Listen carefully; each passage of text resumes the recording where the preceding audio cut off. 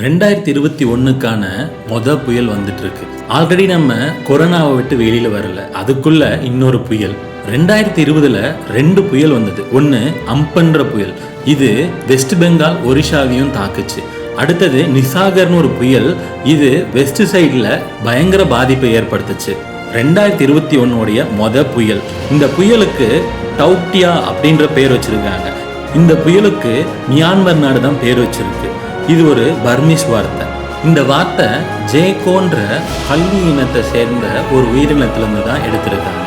இந்த tropical cyclone எப்படி உருவாகுதுன்னா, இதோடைய லோ ப்ரெஷர் மைய பகுதியில் உருவாகிட்டு இருக்கும். இதோடைய அவுட்டர் லேயரில் ஒரு ஹை ப்ரெஷர் உருவாகும்.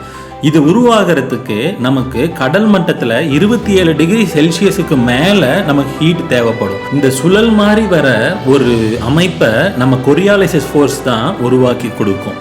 இந்த புயல் உருவாகிறதுக்கு நம்ம தொடர்ச்சியாக ஒரு ஹீட் சோர்சஸ் அதுக்கு தேவைப்படும். இந்த புயல் லக்ஷதீப்பில் தொடங்கி அப்படியே கேரளா, மகாராஷ்டிரா, குஜராத் வரைக்கும் போகும். இந்த புயல்னால கேரளாவில் 5 டிஸ்ட்ரிக்ட்டுக்கு பயங்கரமாக மழை வர வாய்ப்பு இருக்குது.